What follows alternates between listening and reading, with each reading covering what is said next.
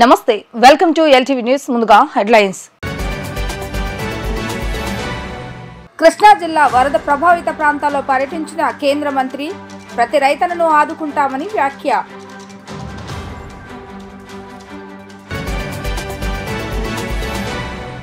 వరద బాధితులకు నిత్యావసర వస్తువుల పంపిణీ బాధితులకు సరుకులు పంపిణీ చేసిన మంత్రులు నాదెండ్ల మనోహర్ కందుల దుర్గేష్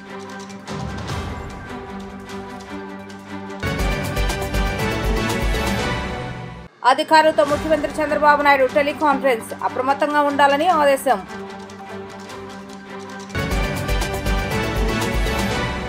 కృష్ణా జిల్లాలోని వరద ప్రభావిత ప్రాంతాల్లో కేంద్ర మంత్రి శివరాజ్ సింగ్ చౌహాన్ పర్యటించారు. కేసరపల్లిలో దెబ్బతిన్న వారి పంటను పరిశీలించారు. రాష్ట్ర ముఖ్యమంత్రి చంద్రబాబు నాయుడుతో చర్చించి ఎంతవరకు నష్టం వచ్చిందన్న అంశంపైన అంచనా వేసి జరిగిన నష్టాన్ని విపత్తుల గురించి ప్రధానమంత్రితో చర్చించి ప్రతి రైతన్నను ఆదుకుంటామని అన్నారు. కేంద్రం అన్ని విధాలుగా ఆదుకుంటుందని రైతులకు భరోసా ఇచ్చారు. కృష్ణా జిల్లాలోని వరద ప్రభావిత ప్రాంతాల్లో కేంద్ర మంత్రి శివరాజ్ సింగ్ చౌహాన్ పర్యటించారు. కేసరపల్లిలో దెబ్బతిన్న వారి పంటను పరిశీలించారు. ఆయన వెంట కేంద్ర మంత్రి పెమ్మసాని చంద్రశేఖర్, రాష్ట్ర మంత్రులు కొల్లు రవీంద్ర అచ్చెన్నాయుడు, ఎమ్మెల్యేలు యార్లగడ్డ వెంకట్రావు, సుజనా చౌదరి, బీజేపీ రాష్ట్ర అధ్యక్షురాలు పురంధేశ్వరి పాల్గొన్నారు. ముప్పును గురైన పంట పొలాలను పరిశీలించి రైతులతో అధికారులతో సమావేశాన్ని నిర్వహించారు. ఈ సందర్భంగా కేంద్ర మంత్రి శివరాజ్ సింగ్ చౌహాన్ మాట్లాడుతూ 2 రోజుల నుండి రాష్ట్రంలోని ముంపు గురైన ప్రాంతాలను పరిశీలించానని, నష్టపరిహారం అందేలా రైతులను ఆదుకుంటామని అన్నారు. రాష్ట్ర ముఖ్యమంత్రి నారా చంద్రబాబు నాయుడుతో చర్చించి ఎంతవరకు నష్టం వచ్చిన విషయాన్ని అంచనా వేసి జరిగిన నష్టాన్ని విపత్తు గురించి ప్రధానమంత్రితో చర్చించి ప్రతి రైతన్నను ఆదుకుంటారని మంత్రి భరోసా ఇచ్చారు. और दोनों सरकार मिलकर काम करेंगे। कई मुद्दे मेरे ध्यान में आए हैं, जैसे एक मुद्दा है टेनेंट किसानों का, लीज पे जो लेते हैं उनको कई योजनाओं का लाभ नहीं मिलता। इसलिए हम नए सिरे से सोचेंगे कि जो जमीन लीज पे लेकर खेती करते हैं उनके लिए क्या योजना बनाई जाए। जो लैंड ऑनर है उनके लिए अलग योजना है। दुख की बात यह है कि प्रधानमंत्री फसल बीमा योजना जैसी योजना का पुरानी सरकार ने लाभ नहीं उठाया, प्रीमियम जमा नहीं किया। इसलिए किसानों को प्रीमियम के बदले उनको नुकसान की जो भरपाई होनी थी वो नहीं की गई। लेकिन कल मुख्यमंत्री जी से चर्चा हुई है, हम ऐसी रीति बनाएंगे कि प्रीमियम का हिस्सा सरकार जमा करेगी, राज्य सरकार, और किसानों को कैसे फसल बीमा योजना का लाभ मिले इस पर ध्यान देंगे। तात्कालिक राहत की आवश्यकता है। SDRF का फंड यहाँ 3,400 करोड़ के आसपास है, जिसमें केंद्र सरकार का शेयर भी रहता है। उसमें से भी किसान को तात्कालिक सहायता देने का प्रयत्न करेंगे और उसके बाद फिर किसान के और कैसे मदद की जाए, अलग अलग योजना के तहत फसल बीमा योजना सहित उनमें भी किसान को सहयोग करने के लिए हर संभव प्रयास करेंगे। मत तोड़िए, फसल खोई है, जिंदगी नहीं खोएंगे। हम हर संभव उपाय करेंगे जिससे किसान फिर से सर्वाइव करे और फिर से उसकी जिंदगी में खुशी लौटे। కనుక నేను చేస్తున్నటువంటి విజ్ఞప్తి, మీరెవ్వరూ కూడా ఆందోళన చెందవద్దు, కన్నీరు కార్చవద్దు, ఆత్మస్థైర్యాన్ని కోల్పోవద్దు. మేము ఖచ్చితంగా మీకు అండగా నిలబడి అన్ని విధాలా కూడా మీ జీవితాల్లో మళ్ళీ వెలుగులు తీసుకొచ్చే దిశగా మేము అడుగులు వేస్తూ మేమిరువురం కూడా ఇటు రాష్ట్ర ప్రభుత్వం, కేంద్ర ప్రభుత్వం మేమిరువురం కూడా మేము పనిచేస్తాం. వరద బాధితులకు నిత్యావసర వస్తువుల పంపిణీ మొదలైంది. వరద బాధితులను ఆదుకునేందుకు అన్ని రకాల చర్యలు తీసుకుంటున్నామని మంత్రులు నాదెండ్ల మనోహర్, కందుల దుర్గేష్ అన్నారు. 1100 వాహనాల ద్వారా ప్రతి ఇంటికి అందే విధంగా ప్లాన్ చేస్తామని చెప్పారు. ఈ విపత్తు వల్ల ప్రజలంతా ఇబ్బందులు పడ్డారని, అందరూ బాధితుగా సహాయక చర్యలు పాల్గొంటున్నారని తెలిపారు. రేపు పండుగైన పంపిణీ కార్యక్రమం ఉంటుందని స్పష్టం చేశారు. అనేక జిల్లాల నుంచి ప్రభుత్వ యంత్రాంగం కదిలి వచ్చిందని స్పష్టం చేశారు. ప్రతి ఒక్కరికి నిత్యావసర సరుకులు అందే విధంగా కృషి చేస్తామంటున్న మంత్రులతో మా ప్రతినిధి ఫేస్ టు ఫేస్. వరద బాధితులకు నిత్యావసర సరుకులు పంపిణీకి రాష్ట్ర ప్రభుత్వం వేగవంతం చేసింది. ముఖ్యమంత్రి చంద్రబాబు ఆదేశాలతో ఇప్పటికే పౌర సరఫరాల శాఖ ఆధ్వర్యంలో కూడా 1100 వాహనాలు కూడా సిద్ధం చేశారు. స్వయంగా పౌర సరఫరాల శాఖ మంత్రి నాదెళ్ల మనోహర్, అదేవిధంగా టూరిజం శాఖ మంత్రి కందుల దుర్గేష్ ఇప్పటికే నిత్యావసర సరుకులు పంపిణీ చేసే వాహనాలను కూడా సైతం పర్యవేక్షిస్తున్న పరిస్థితి మనం చూస్తాం. ప్రస్తుతం అసలు ఎన్ని వాహనాలు ఎన్టీఆర్ జిల్లా కలెక్టరేట్ నుంచి వెళ్ళా ఏంటి, మనతో మాట్లాడటానికి పౌర సరఫరాల శాఖ మంత్రి నాదెళ్ల మనోహర్ ఉన్నారు. ఆయన అడిగి తెలుసు. సార్ చెప్పండి, రాష్ట్ర వ్యాప్తంగా ఇప్పుడు జిల్లా వ్యాప్తంగా ఎన్ని వాహనాలు సిద్ధం చేశారు, ఇప్పటికి ఎన్ని వెళ్ళినాయి? అంటే ఇది చాలా పెద్ద కసరత్తు చేసి రాష్ట్ర వ్యాప్తంగా ప్రతి ఒక్కరిని కూడా దీంట్లో భాగస్వాములు చేశామమ్మా. ఇంత పెద్ద ఎక్సర్సైజ్ చేయాలన్నప్పుడు సహజంగా 400 లారీలు, 300 ట్రాక్టర్లు, 1200 వ్యాన్లు ఈ రోజున ప్రారంభించాం. 76 డివిజన్లలో ప్రతి కుటుంబానికి గౌరవ ముఖ్యమంత్రి గారు, ఉప ముఖ్యమంత్రి గారు కోరినట్టుగా ఇంటింటికి సరఫరా చేయడానికి మేము అన్ని ఏర్పాట్లు చేశాం. ఏ ఒక్కరిని కూడా వదలకుండా ఎవరికైతే ముంపు ప్రాంతాల్లో ఇబ్బంది పడ్డారో ముందు ఆ ప్రాంతాలతో ప్రారంభించుకుని క్రమేణంగా అన్ని ప్రాంతాలకి విస్తరించి ప్రతి ఇంటికి కూడా సరఫరా చేయడానికి పౌర సరఫరాల శాఖ నుంచి మేము సిద్ధమయ్యాం. అదేవిధంగా ఇంట్లో కొంతమంది ఉండరు, వాళ్ళకి ప్రత్యామ్నాయంగా ఎలాంటి ఏర్పాట్లు చేస్తారు పౌర సరఫరాల శాఖ? మళ్ళీ తిరిగి వెళ్తామమ్మా. మేము ఏమనుకున్నాం, అందుకని మేము ఈ పాస్ మెషిన్ ద్వారా రిజిస్టర్ చేసుకుంటున్నాం. ఒకవేళ ఎవరన్నా మిస్ అయితే మళ్ళీ మేము ఆ వార్డులో తిరిగి వెళ్ళినప్పుడు ఖచ్చితంగా వాళ్ళకి అందిస్తాం. 25 కిలోల బియ్యం, కిలో పంచదార, కిలో కందిపప్పు, లీటర్ వంట నూనె, 2 కిలోల ఉల్లిపాయ, 2 కిలోల బంగాళదుంప 100% ప్రతి ఇంటికి చేరుస్తాం. సార్, నిన్న పైలట్ ప్రాజెక్ట్ గా మీరు ఒక డివిజన్ లో తిరిగారు, ప్రజల నుంచి ఎలాంటి స్పందన వచ్చింది? అసలు ఏంటి అంటే ఫీడ్బ్యాక్ ఎలా ఉంది? ముందుగా వాళ్ళందరూ కూడా గౌరవ ముఖ్యమంత్రి గారు చూపించిన చొరవ, రాష్ట్ర ప్రభుత్వం నుంచి అందరూ సమాయుక్తమై అద్భుతంగా రిలీఫ్ ఆపరేషన్స్ లో మాకు సహకరించారు. బోట్లు కూడా తీసుకొచ్చారు మా ప్రాంతంలో అనే విషయం చాలా వాళ్ళు గర్వపడుతూ ధన్యవాదాలు చెప్పడం జరిగింది. వాస్తవంగా ఎంతో మంది తెర వెనుక పాపం సహాయపడిన వాళ్ళు ఎంతో మంది ఉన్నారు. ఉదాహరణకి నేనే నిన్న కొంతమంది కలిసినప్పుడు డివిజన్ లో మత్స్యకారులు పాపం సంబంధం లేని వ్యక్తులు కాకినాడ నుంచి, నెల్లూరు నుంచి కూడా వచ్చి వరద సహాయాల్లో వాళ్ళు కూడా పాల్గొన్నారు. ఈ రోజు మేము చేస్తున్న కార్యక్రమంలో కూడా అనేక జిల్లాల నుంచి తరలి వచ్చారు. ఇది మన సమాజానికి, మన దేశానికి, మన ప్రజల కోసం అనే భావన అందరిలో కలిగింది. ఆ స్పిరిట్ ని మనం నిలబెట్టుకుని ప్రభుత్వం నుంచి కూడా చాలా ప్రొఫెషనల్ గా మేము ప్రతి ఒక్కరికి అందుబాటులో ఉండి కార్యక్రమాన్ని అందించే విధంగా మేము ముందుకెళ్తాం. ఇక్కడ మనతో మాట్లాడటానికి టూరిజం శాఖ మంత్రి కందుల దుర్గేష్ ఉన్నారు. ఆయన అడిగి తెలుసు. సార్ చెప్పండి, ఈ రాష్ట్ర ప్రభుత్వం చేసిన పనులకు కొంత వైసీపీ నేతలు కూడా అడ్డంకులు సృష్టిస్తున్నారు, ఎలా చూస్తారు? వాళ్ళు చేయలేకపోయారు, మనం చేస్తా ఉంటే చూడలేకపోతున్నారు. చాలా మైన్యూట్ ప్లానింగ్ చేసి చీఫ్ మినిస్టర్ గారు అన్ని డిపార్ట్మెంట్స్ ని కోఆర్డినేట్ చేసి అందరినీ కూడా కార్యోన్ముఖుల్ని చేసి ఈ కార్యక్రమాలు నిర్వహిస్తున్నారు. మొదటి రోజు కొంచెం కన్ఫ్యూజన్ ఉన్నప్పటికీ కూడా 2-3 రోజుల నుంచి వరుసగా అందరినీ కోఆర్డినేట్ చేసి ప్రతి ఒక్కరికి ఆహార పొట్లాలు కానీ, మంచినీరు కానీ, పాలు కానీ అందే ఏర్పాట్లు చేశారు. అదేవిధంగా ఇప్పుడు ఇవాళ నుంచి పూర్తి స్థాయిలో నిత్యావసర వస్తువులు ఇచ్చేదానికి కూడా సరైనటువంటి ప్లానింగ్ జరిగింది. ఇప్పుడు అందరికీ కూడా అందించడానికి వెళతా ఉన్నాం. అయితే వైఎస్ఆర్ కాంగ్రెస్ పార్టీ వాళ్ళకి కడుపు మంటగా ఉంది. ఇలాంటివి చూసి ఇంత అద్భుతమైనటువంటి సమర్థవంతమైనటువంటి ముఖ్యమంత్రి చేసే కార్యక్రమాలు, అదేవిధంగా స్ఫూర్తినిస్తున్నటువంటి ఉప ముఖ్యమంత్రి గారు విషయాలు, ఇవన్నీ చూసి వాళ్ళకి చాలా కంటగింపుగా ఉంది. అందుకే వాళ్ళు ఏదో రకమైన విమర్శలు చేయాలంటున్నారు. 5 సంవత్సరాల కాలంలో విపత్తుల్ని ఏ రకంగా ఎదుర్కొన్నారు వాళ్ళు. అదేవిధంగా బుడమేరు కానీ, లేకపోతే ఇతరత్ర కొల్లేరు ప్రాంతాల్లో కానీ అనాథరైజ్డ్ గా నిర్మించినటువంటి కట్టడాలను ఏ రకంగా వాళ్ళు కట్టడి చేయగలిగారు, ఇవన్నీ వదిలేశారు. వదిలేసి వాళ్ళు ఏదో ఒక రాయి ఇస్రాలను ప్రయత్నిస్తా ఉన్నారు. ఇవాళ చూడండి, నగరంలో ఎక్కడా కూడా ఒక వైఎస్ఆర్ కాంగ్రెస్ పార్టీ కార్యకర్త కానీ, నాయకుడు కానీ ఎవరికి ఇంత సాయం చేసేటువంటి పరిస్థితి లేదు. అటువంటి వాళ్ళకి మమ్మల్ని విమర్శించే రైట్ లేదు. అదేవిధంగా ముఖ్యమంత్రి చంద్రబాబు జేసీబీలు ఎక్కుతున్నారు. నిన్న చూసుకున్నట్లయితే పెను ప్రమాదం కూడా తప్పించుకున్నారు చంద్రబాబు. ఎలా చూస్తారు ఈ విపత్తు? సహజంగా ఆయన ప్రజలకి మంచి చేయాలనేటువంటి ఆలోచనలో ఉన్నప్పుడు కొంచెం ఏ విధానం మనకి సాధనం దొరికితే ఆ సాధనంలో వెళ్ళి ప్రజలకి అందుబాటులోకి వెళ్లాలని ఆలోచన చేస్తారు వాళ్ళు. ఆయన అందులో భాగంగానే జేసీబీ ఎక్కి వెళ్ళడం జరిగింది. ఎందుకంటే లోపలికి వెళ్ళడానికి అవకాశం లేని ప్రాంతం కనుక జేసీబీ ఎక్కారు.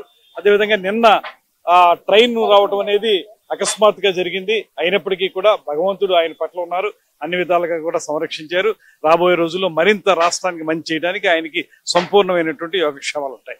Thank you sir. మొత్తం మీద చూసుకున్నట్లయితే ఇక్కడ చూసుకోవచ్చు, ఈ వాహనంలో ప్రస్తుతం ఏదైతే వాహనం ఉందో, ఈ పౌర సరఫరాల వాహనంలో ఇటు చూసుకున్నట్లు పౌర సరఫరాల వాహనం ఏదైతే చూసుకోవచ్చు, ఈ కిట్స్ ఏదైతే కిట్స్ ఉన్నాయో నిన్న ముఖ్యమంత్రి చంద్రబాబు ఆదేశాలతో చూడొచ్చు ఒక ప్యాకింగ్. ఈ కిట్ లో ప్రస్తుతం చూసుకుంటే ఈ కిట్ లో కందిపప్పు అదేవిధంగా పంచదార, ఆనియన్స్, అదేవిధంగా పొటాటోస్ కూడా మనం విజువల్స్ లో చూసుకోవచ్చు. 2 కేజీల పంచదారతో పాటు కేజీ కందిపప్పు, ఉల్లిపాయలు, అదేవిధంగా పొటాటోతో పాటు ఇంకొక దాంట్లో నిన్న ఏదైతే ముఖ్యమంత్రి చంద్రబాబు చెప్పారో నూడిల్స్ ప్యాకెట్, 6 వాటర్ బాటిల్స్, అదేవిధంగా 25 కేజీస్ రైస్ బ్యాగ్ ను కూడా ముఖ్యమంత్రి చంద్రబాబు ఆదేశాలతో పౌర సరఫరాల శాఖ నుంచి కూడా వెళ్తుంది. పామ్ ఆయిల్ ప్యాకెట్ తో పాటు మిల్క్ ప్యాకెట్స్ తో పాటు 6 వాటర్ బాటిల్స్ అన్ని కూడా సిద్ధం చేస్తున్నారు. అదేవిధంగా మొత్తం మీద చూసుకున్నట్లయితే ఇప్పటికే వరద ప్రభావిత ప్రాంతాల్లో నిన్న నాదెళ్ల మనోహర్ ఇప్పటికే పైలట్ ప్రాజెక్ట్ నిర్వహించి అది సక్సెస్ అయిన నేపథ్యంలో ఇటు రాష్ట్ర మొత్తం జిల్లా వ్యాప్తంగా కూడా ఏ ఒక్క హౌస్ హోల్డ్ ని కూడా వదలకుండా ఏర్పాట్లు చేస్తున్నామని చెప్పి, అదేవిధంగా ఎలాంటి ఇబ్బందులు లేకుండా కూడా ప్రతి ఒక్క హౌస్ హోల్డ్ కి ఈ ప్యాకెట్స్ అనేవి రీచ్ అయ్యేటట్టు, ఒకవేళ కనుక ఎవరైతే ఆ హౌస్ హోల్డ్ కనుక లేరో వాళ్ళని తిరిగి మళ్ళీ వెళ్ళి వాళ్ళకి ఈ పోస్ట్ మెషిన్ ద్వారా కూడా అందిస్తామని చెప్పి, థంబ్ ఇంప్రెషన్ ద్వారానే ఇలాంటి అన్ని జరుగుతాయి అని చెప్పి కూడా నాదెళ్ల మనోహర్ అయితే చెప్తున్నారు. కేవలం ప్రతిపక్షాలు మాత్రం ఎన్ని విమర్శలు చేసినా తాము ధైర్యంగా ఎదుర్కొనేందుకు సిద్ధంగా ఉన్నామని చెప్పి కూడా ఇక్కడ మంత్రి కందుల దుర్గేష్ అయితే చెప్తున్నారు. మొత్తం మీద చూసుకున్నట్లయితే నిత్యావసర సరుకులకు ఇప్పటికే మొత్తం జిల్లా వ్యాప్తంగా 1100 వాహనాలు కూడా ఏర్పాటు చేశారు. దాంట్లో ఇప్పటికే 150 వాహనాలు ప్రతి డివిజన్ లోకి వెళ్ళి ఆల్రెడీ డిస్ట్రిబ్యూషన్ అనేది స్టార్ట్ అయిందని కూడా చెప్పుకోవచ్చు. ఇది ఇక్కడ ఉన్న పరిస్థితి. వీడియో జర్నలిస్ట్ అఖిల్ తో లిఖిత, వి డిజిటల్ న్యూస్, BRTS రోడ్ నుంచి. విజయవాడలో 6వ రోజు వరద సహాయక చర్యలపై మంత్రులు, అధికారులతో ముఖ్యమంత్రి చంద్రబాబు నాయుడు టెలికాన్ఫరెన్స్ నిర్వహించారు. ఈ సందర్భంగా వరద ప్రాంతాల్లో జరుగుతున్న పారిశుద్ధ పనులను సీఎంకు అధికారులు వివరించారు. ఫైర్ ఇంజిన్లతో రోడ్లు, కాలనీలు, ఇళ్లు క్లీనింగ్ ను మరింత వేగవంతం చేయాలని చంద్రబాబు నాయుడు వారికి సూచించారు. బుడమేరుకు పడిన గండ్లు పూడ్చివేత పనుల ప్రోగ్రెస్ ను అడిగి తెలుసుకున్నారు. అలాగే బుడమేరు వాగుకు గండ్లు పూడ్చివేత కార్యక్రమంలో రంగంలోకి దిగిన భారత ఆర్మీకి చెందిన ఇంజనీరింగ్ టాస్క్ ఫోర్స్ విభాగం యుద్ధ ప్రాతిపదికన పనులు చేపట్టి ఇప్పటికే 2 గంటలు పూడ్చినట్లుగా సీఎం చంద్రబాబు నాయుడుకు అధికారులు తెలిపారు. అత్యంత క్లిష్టంగా ఉన్న 3వ గండి పూడ్చివేత పనులను ఆర్మీ అధికారుల సహకారంతో వేగంగా చేస్తున్నట్లుగా సీఎం చంద్రబాబు నాయుడుకు అధికారులు తెలిపారు. అన్ని విభాగాల సమన్వయంతో 3వ గండి పూడ్చివేత పనులు త్వరగా పూర్తి చేయాలని అన్నారు. కరెంట్ సరఫరా, టెలిఫోన్ సిగ్నల్ పునరుద్ధరణ, ట్యాంకర్లతో తాగునీటి సరఫరా వివరాలను తెలుసుకున్నారు. నిత్యావసరాలతో కూడిన 6 వస్తువుల పంపిణీపైన కూడా ఆయన సమీక్ష చేశారు. ఇప్పటికే ప్యాకింగ్ పూర్తి చేసి బాధితులకు అందజేస్తున్నట్లుగా అధికార యంత్రాంగం వెల్లడించింది. వాహనాలు, ఇళ్లలో ఎలక్ట్రానిక్ వస్తువుల దెబ్బతిన్న నేపథ్యంలో ఇతర ప్రాంతాల నుంచి టెక్నీషియన్లను పిలిపించాలని సీఎం సూచించారు. అవసరమైతే కొంత పారితోషికం ఇచ్చైనా మెకానిక్లను, టెక్నీషియన్లను ఇతర ప్రాంతాల నుంచి తీసుకురావాలని ముఖ్యమంత్రి చంద్రబాబు నాయుడు పేర్కొన్నారు. ముంపు ప్రభావంతో ఉన్న గ్రామాలకు పంచాయతీరాజ్ గ్రామీణాభివృద్ధి RWS అధికారులు ఇంజనీరింగ్ విభాగ బృందాలుగా వెళ్లి పనులను పర్యవేక్షించాలని డిప్యూటీ సీఎం పవన్ కళ్యాణ్ ఆదేశించారు. పారిశుద్ధ నిర్వహణ చేయడంతో పాటు ఎక్కడ నీరు నిలిచిపోకుండా చూడాలని స్పష్టం చేశారు. ఈ రోజు సాయంత్రానికి పంచాయతీరాజ్ శాఖ ఆధ్వర్యంలో చేపట్టిన పనులను నివేదిక ఇవ్వాలని ఆదేశించారు. రాష్ట్ర ఉప ముఖ్యమంత్రి వర్యులు పవన్ కళ్యాణ్ వరద ముంపు ప్రాంతాల్లో సాగుతున్న సహాయక చర్యలు, పారిశుద్ధ నిర్వహణ పనులపై పంచాయతీరాజ్ శాఖ అధికారులతో సమీక్షించారు. ముంపు ప్రభావంతో ఉన్న గ్రామాలకు పంచాయతీరాజ్ గ్రామీణాభివృద్ధి RWS అధికారులు ఇంజనీరింగ్ విభాగం బృందాలుగా వెళ్లి పనులను పర్యవేక్షించాలని డిప్యూటీ సీఎం పవన్ కళ్యాణ్ ఆదేశించారు. పారిశుద్ధ నిర్వహణ చేయకపోవడంతో ఎక్కడ నీరు నిలిచిపోకుండా చూడాలని స్పష్టం చేశారు. వీధుల్లో బ్లీచింగ్ చల్లించడంతో పాటు డ్రైనేజీలు శుభ్రం చేసి నీరు నిల్వకుండా చూసుకోవాలని అన్నారు. తాగునీటి సరఫరాలో క్లోరినేషన్ ప్రమాణాలు పాటించాలని అన్నారు.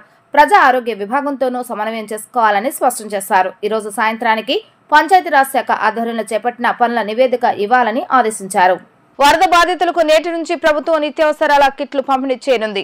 సిద్ధార్థ కాలేజీలో ఈ కిట్ల ప్యాకింగ్ చేశారు. ఈ కిట్లలో బియ్యం, పప్పు ధాన్యాలు, నూనె, ఇతర సరుకులు ఇవ్వనున్నారు. అలాగే నూడిల్స్, యాపిల్స్, బిస్కెట్ ప్యాకెట్లు, పాల ప్యాకెట్లు, వాటర్ బాటిల్స్ కూడా ఉన్నాయని అన్నారు.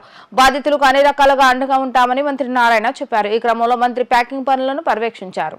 వరద బాధితుల ఆకలి తీర్చేందుకు ఏపీ ప్రభుత్వం పూర్తిగా ఏర్పాట్లు చేసినట్లుగా మంత్రి పొంగునూరు నారాయణ తెలిపారు.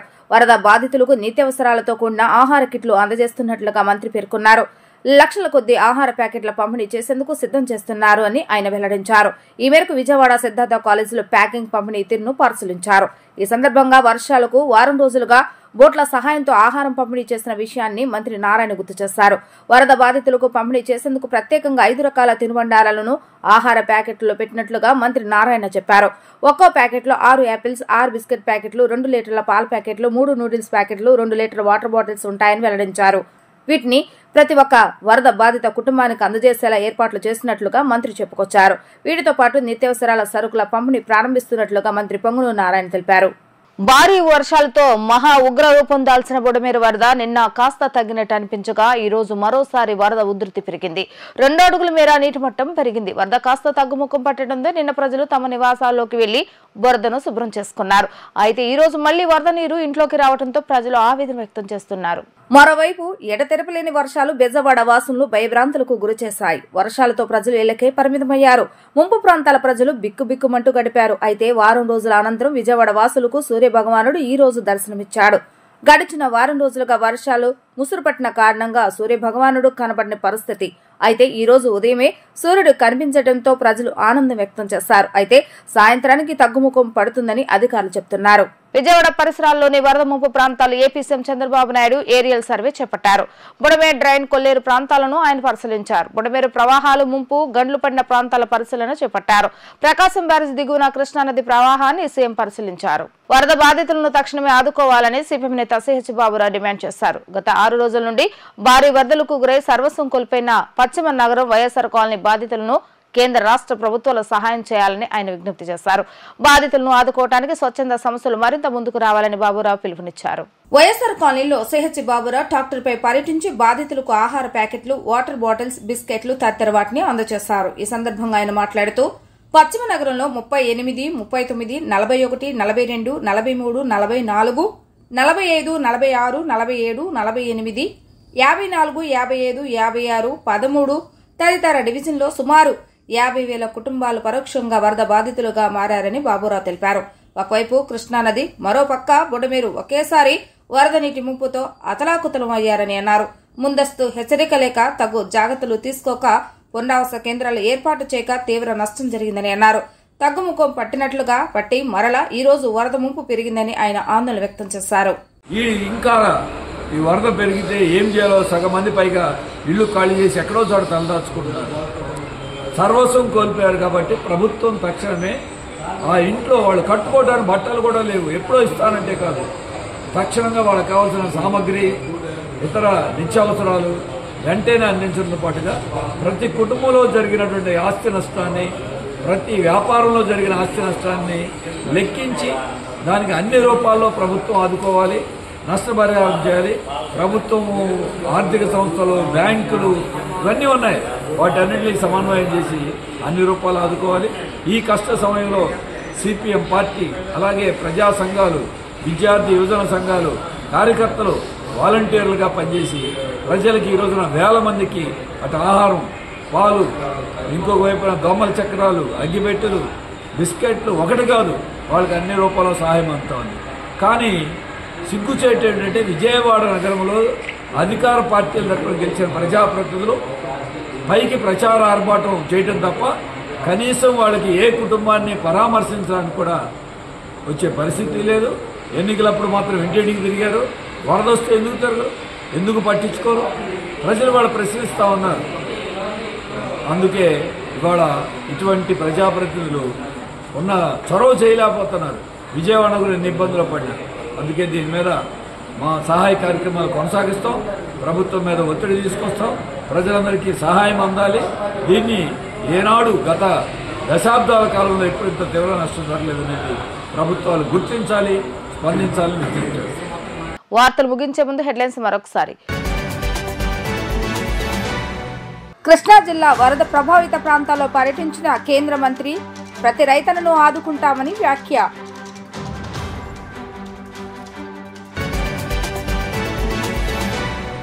వరద బాధితులకు నిత్యావసర వస్తువుల పంపిణీ, బాధితులకు సరుకులు పంపిణీ చేసిన మంత్రులు నాదెండ్ల మనోహర్, కందుల దుర్గేష్.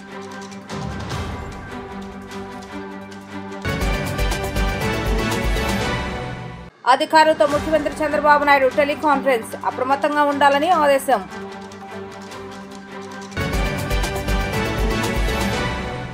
ఇవి రోజు వార్తా విశేషాలు. మరలా తిరిగి ప్రసారమే వార్తలు మళ్ళీ కలుద్దాం. అంతవరకు సెలవు, నమస్కారం.